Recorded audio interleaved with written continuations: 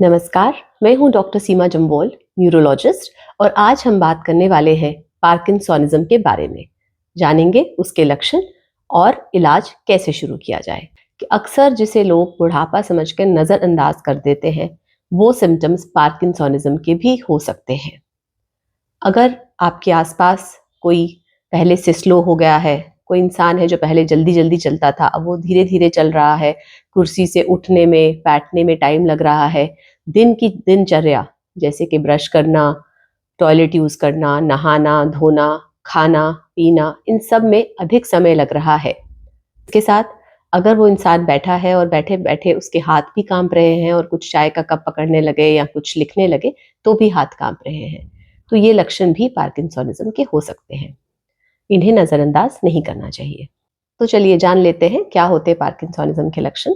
सबसे पहला लक्षण होता है ब्रैडीकाइनेसिया, यानी कि बॉडी का स्लोनेस हो जाना।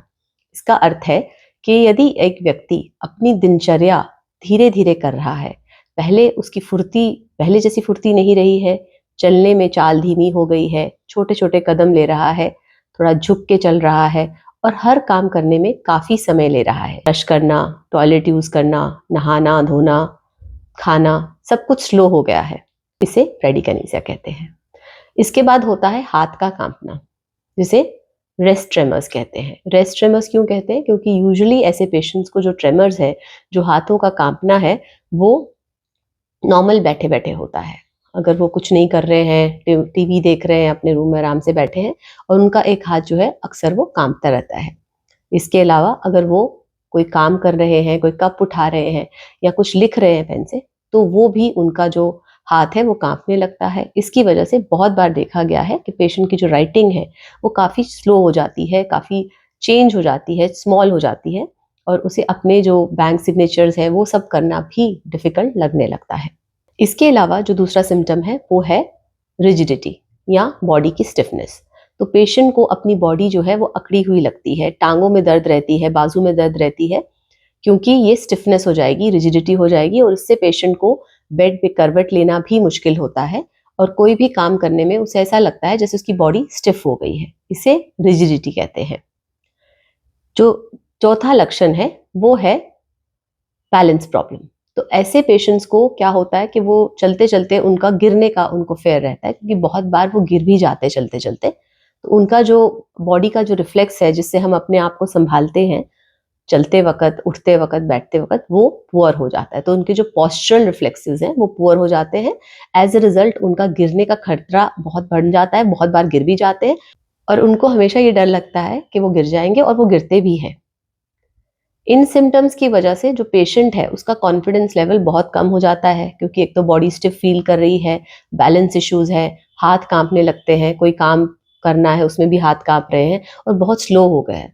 तो ऐसे में जो पेशेंट का कॉन्फिडेंस लेवल है वो भी कम हो जाता है। पब्लिक प्लेसेस में जाना अवॉइड करते हैं, तो एज अ रिजल्ट साथ ही उनको और प्रॉब्लम्स भी हो जाती हैं, जैसे डिप्रेशन। और हालांकि डिप्रेशन जो है वो एक पार्किंसोनिज्म का खुद में भी एक हिस्सा है। तो अब ये जो लक्षण हैं, ये हम शुरुआती केसेस में कैसे पहचान सकते हैं?